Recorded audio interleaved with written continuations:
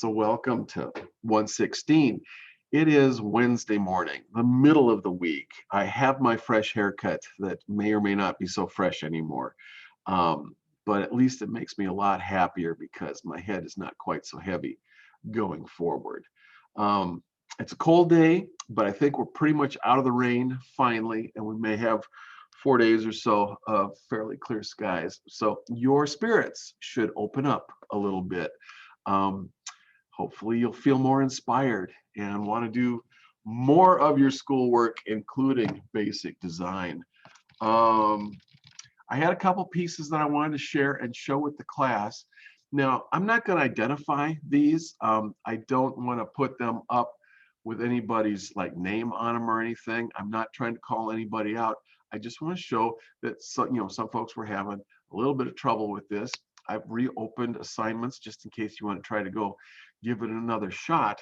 And I do not mean for you guys to like have to reinvent the wheel. I don't want you to do a completely new color wheel or a completely new one of these. I just want to take the existing one and take another crack at a couple of the colors that might be giving you trouble.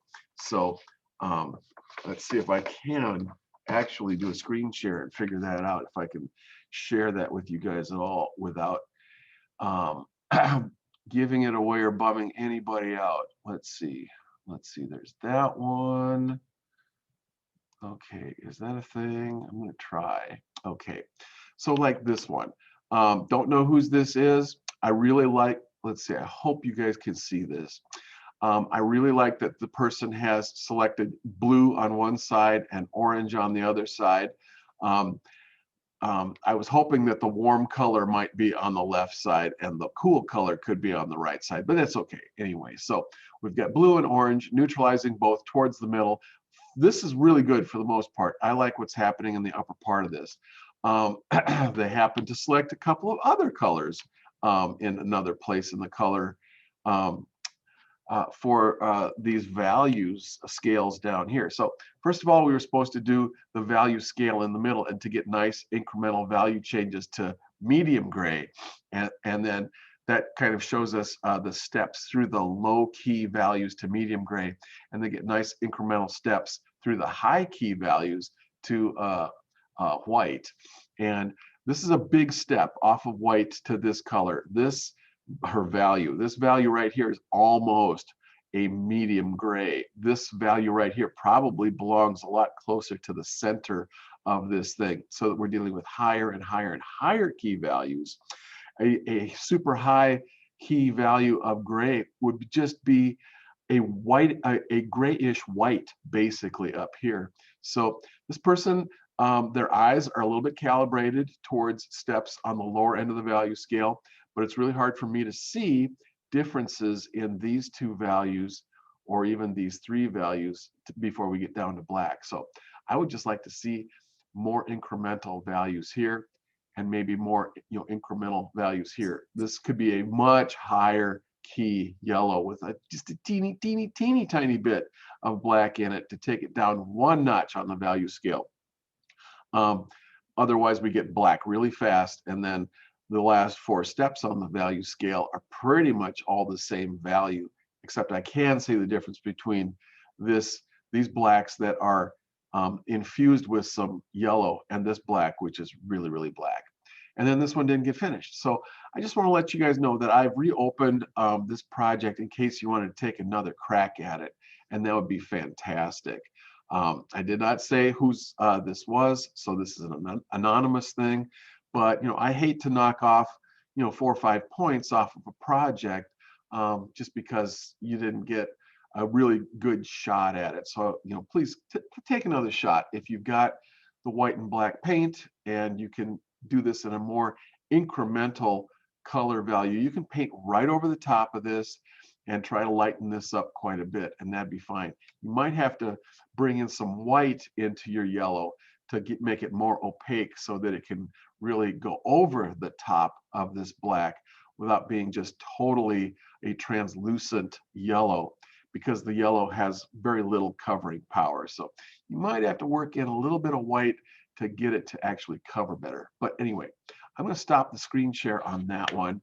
Welcome, let's see, Gabby to the thing. We've got 3 students here this morning.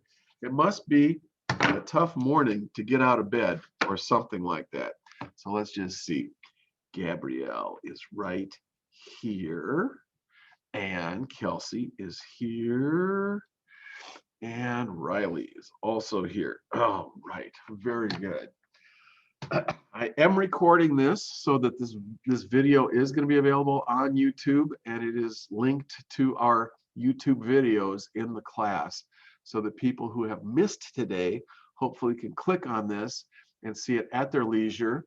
Maybe it will be better in terms of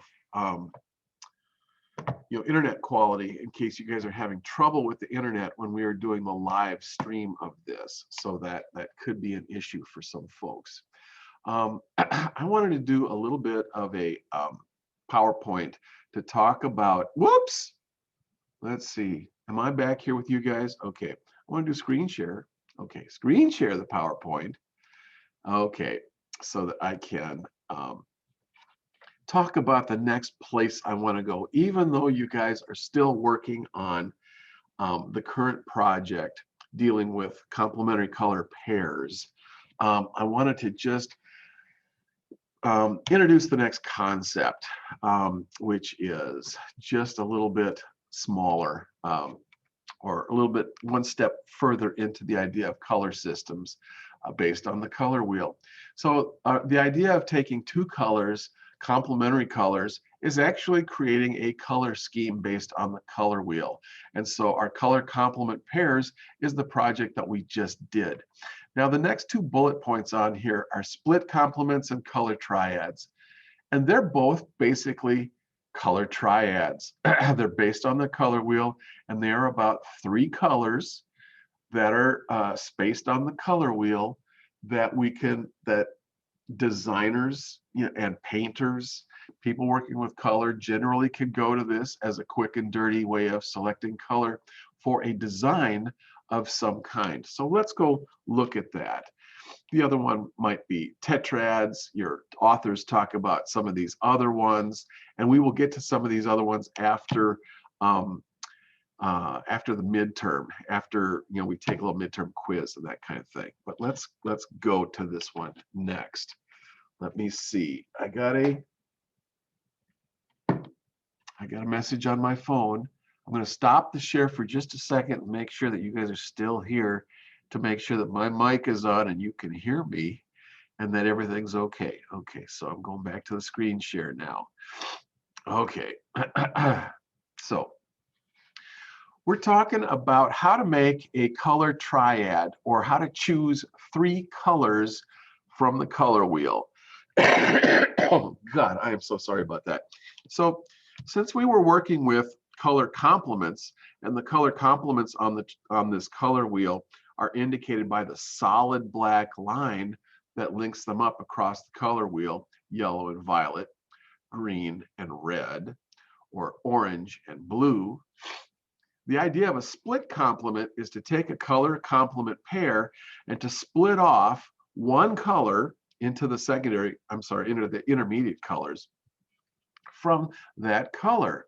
And so if we've got a color pair that is yellow and violet, and we split off to red violet and blue violet, that would give us 3 colors, yellow, red violet, and blue violet, that could be the split complement triad that we could work with.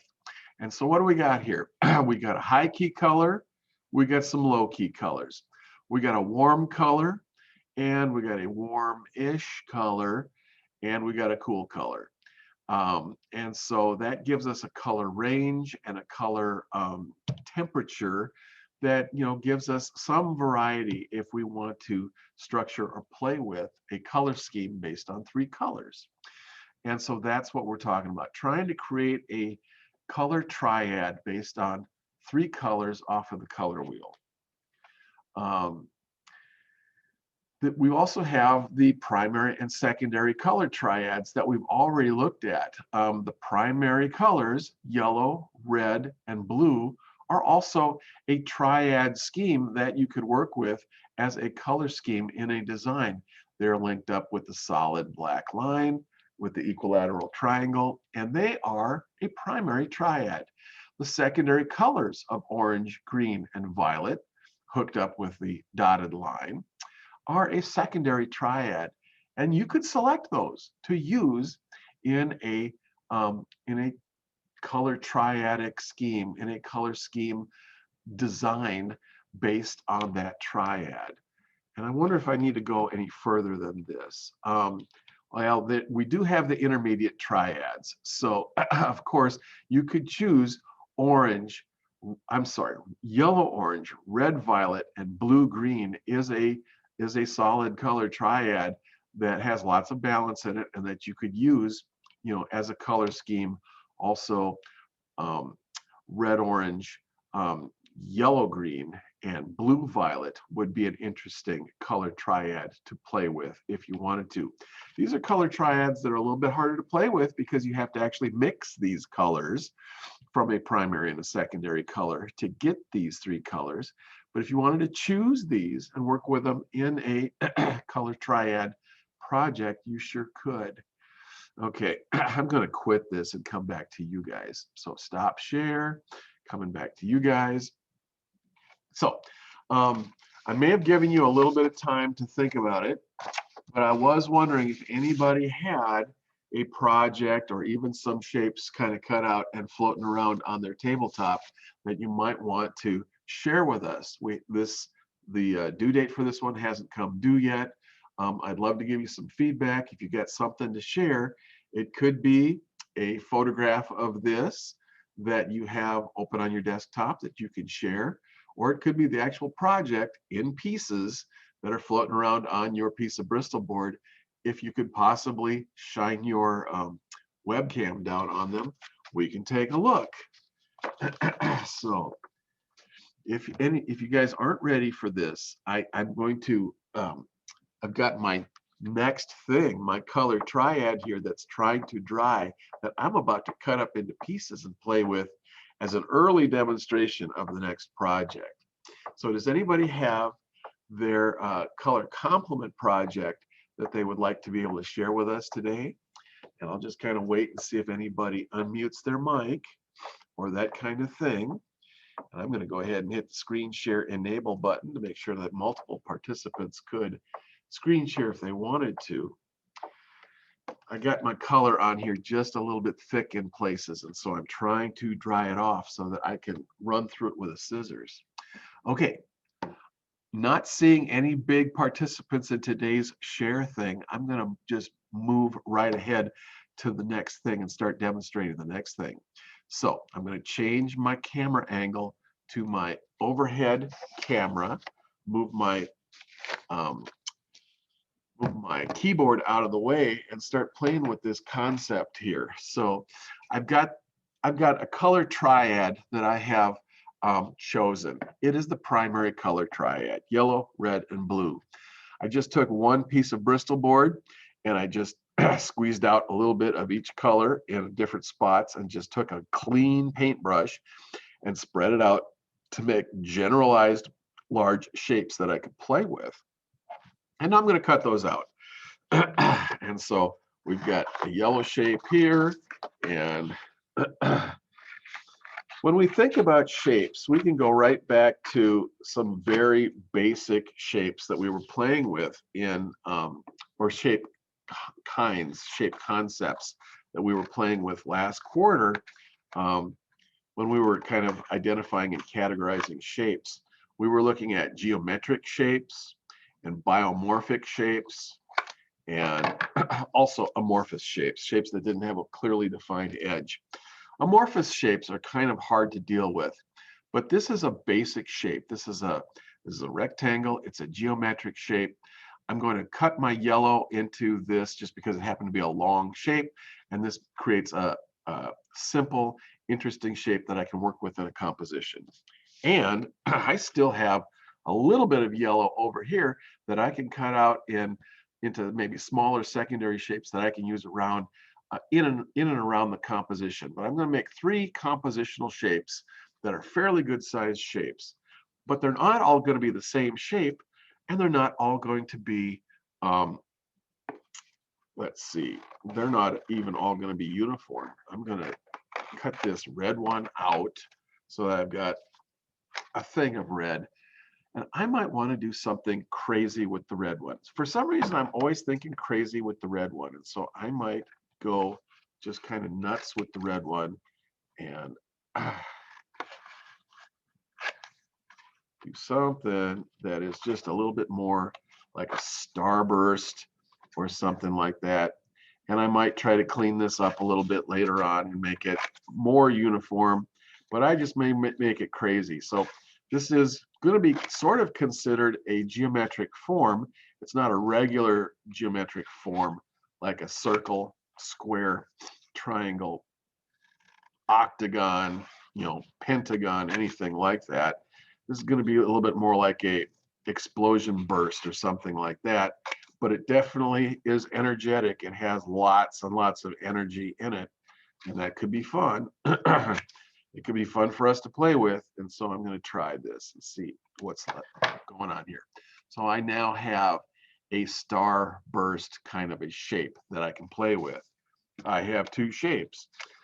You might see a pattern here. I am going for shapes that have different qualities to them and different colors in them, because I think both the quality of the shape and the color of the shape can combine in kind of understanding, I don't know,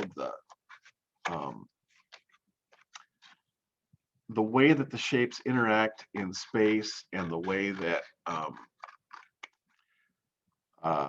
we perceive the shapes. I mean, the kind of shape it is, as well as the color that makes up the shape, is interesting. So this one is a little bit more like, I don't know, a drop of water. Since it's blue, and since it was, I don't know, looking for something that was a little bit more biomorphic, a little bit more rounded and that kind of thing. And so that it is in contrast to the two other shapes that I've got here. So I've got my 3 color shapes to play with, plus I've got a bunch of tiny little residual things that I could cut other shapes out of in my composition. So I'm going to save this. Don't throw this stuff away. Save it, because we may need this to kind of do some accent stuff, in our composition. So I've got my 3 shapes, and I'm going to grab another piece of Bristol board so that I've got a compositional space to work with that I can start to organize 3 colors, 3 shapes. This is going to be our project that we're going to start maybe on Friday, if you guys can get this one, the one that's currently under construction, done. So I've got my 3 different shapes, and now I can start to look at and play with what happens when we do shape overlapping and or creating a composition with shapes. They don't all have to overlap. It's kind of nice if they touch or if they overlap a little bit, because that helps to create closer visual linkages in the composition. So you have to decide how close you need your shapes to be interacting in space visually, how much overlapping they need to do to be able to make a coherent and together composition. I may want to pull these apart a little bit and leave a little bit of negative space between them and see what happens. Okay. So with a rectangle, I can always, put the rectangle into the compositional space so that it might be parallel to the edges of the compositional space. I can bring it in here so that it's at, a jaunty angle to the compositional space. And I can just kind of see how things feel and what feels right in terms of that. The same thing with my other shapes. I can rotate these things to see how they work, how best they might work in the composition. This one seems to want to sit here on 2 shorter, fatter points and have the really longer points, kind of like a maple leaf on the Canadian flag, kind of playing that little thing. I've got my teardrop, my water drop over here in water drop form, that doesn't mean that it couldn't do something else in the composition. And so we play with these things. What goes over what goes underneath what, how do things overlap and interact in a composition to kind of make the shapes work together and become interesting, have interesting interactions with each other, make for as strong as possible overall compositional space.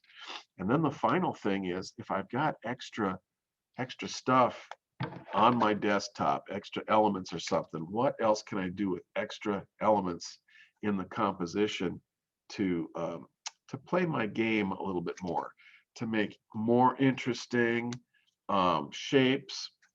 Do I want to do shapes that are all really, really similar in terms of shape and spacing?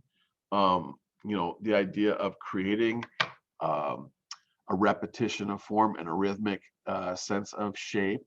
Do I want them overlapping, or can they just be out floating by themselves close to another shape? Shapes, interact sometimes just by directing the eye back in. So, triangles can act like little arrowheads.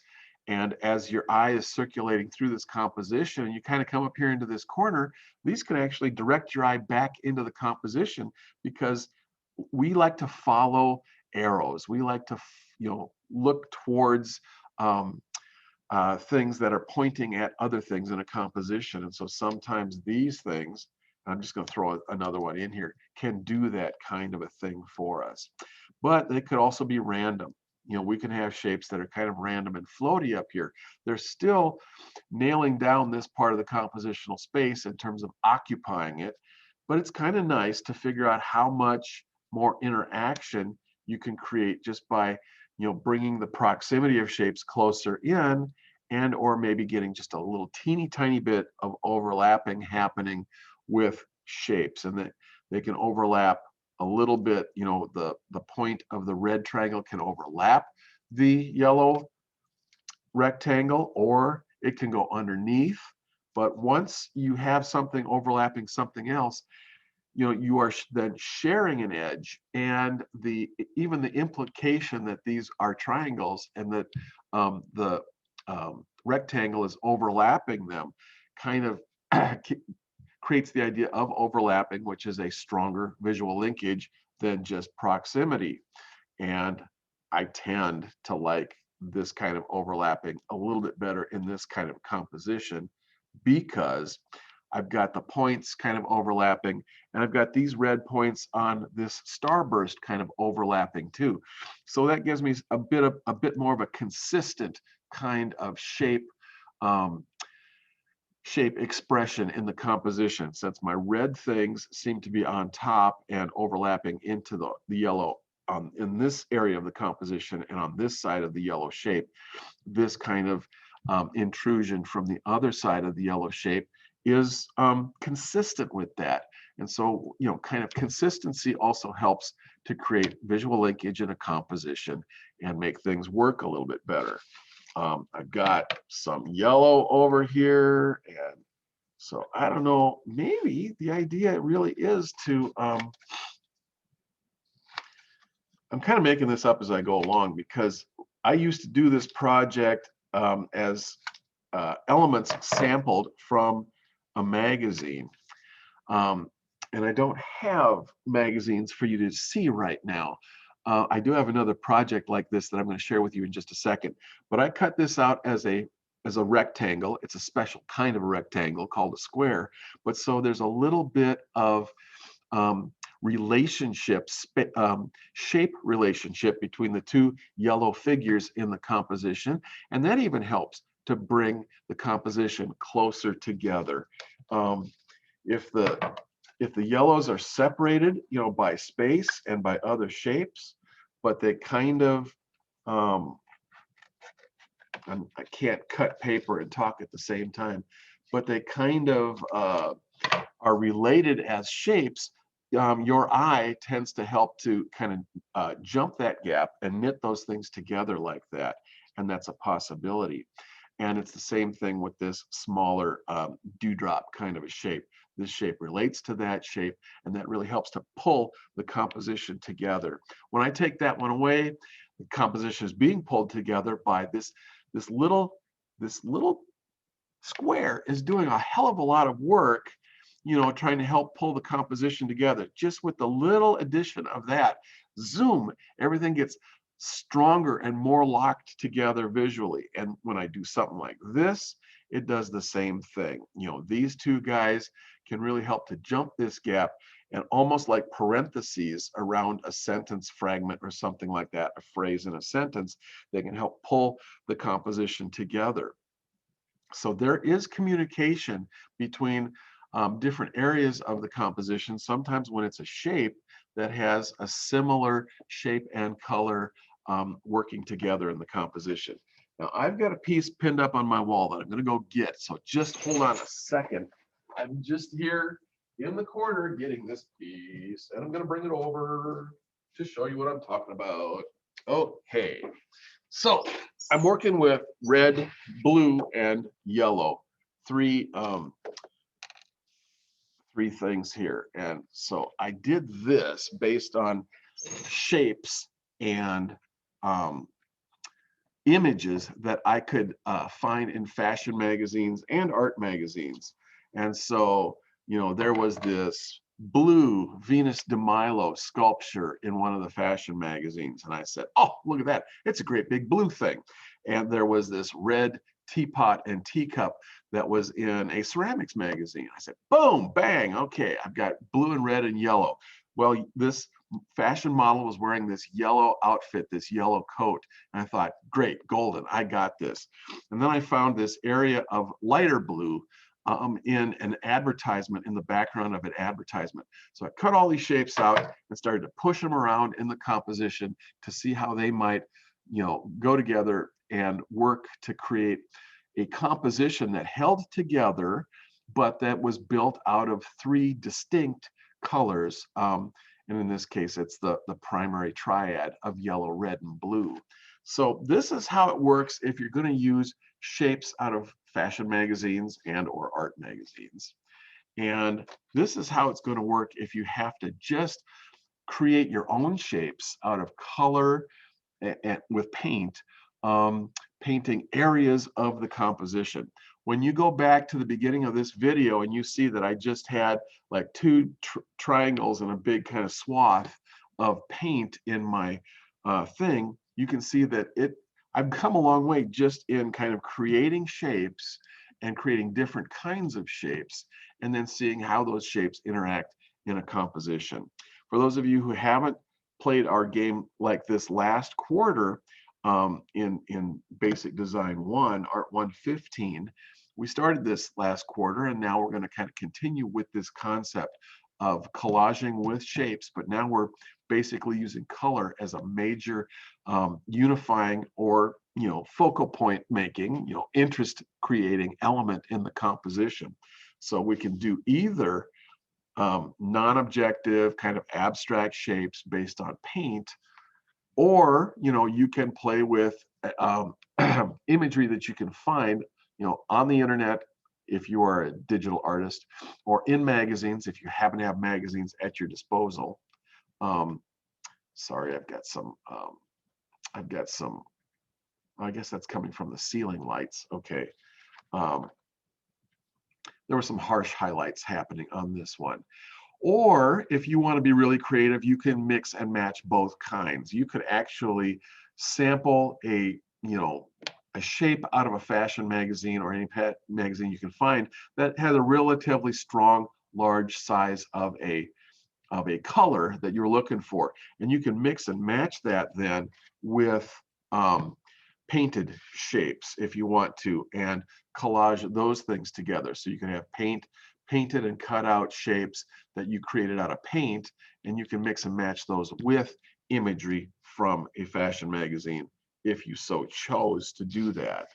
And so that's a possibility. So that was kind of fun for me. I don't know if that was just completely crazy making for you guys because, you know, you're still in the throes of doing the last project. And here I am trying to jack you, you know, into the next project with the catapult that is, you know, the push. I'm pushing you guys into the next project. But we need to do that. We need to kind of get pushed into the next project because this one is getting us bogged down a little bit. I lost somebody in all of that. That's too bad. Any questions or comments from you guys, you two lovely people who are remaining right here? You know, that's just the three of us, so nobody's really listening. So you can actually, you know, unmute your mic if you want to tell me anything. If you have a question or comment, either on this project, the one that we're currently working on, is just, you know, using two colors to make a project, or the one that I started to introduce today. Any questions from you guys? No questions. Okay. Well, I think that's going to do it for my presentation for now. Please go ahead and wrap up the color complement project and neutralized versions of the color complement project. Wrap this up so that it is finished, glued down, and photographed, and try to turn this in. It's due over the weekend. I'd like to be talking about this project on Friday. And then if you want to get started on something, Color Triad is going to be our next project. And so that's using 3 colors selected off of the color wheel. Color triads or split complement colors. And they have to be a color triad equally spaced around the color wheel, using an equilateral triangle to pick the 3 colors equally spaced around the color wheel, or the split complement triad, which is taking a color complement pair and then splitting off from one of those complements to get intermediate colors to play with along with that color that you have chosen. So that's the next project, and it's down the line. I got nothing else for you guys. I'm going to wish you well. Stay dry, get warmed up. By Friday, when we meet again, it's going to be a sunny morning, and it's going to be exciting because it's going to be a sunny weekend. So you're going to have lots and lots of fun, you know, going into the weekend on Friday. I will see you on Friday. Thank you very much for joining me today, and have a good rest of your week. Bye-bye.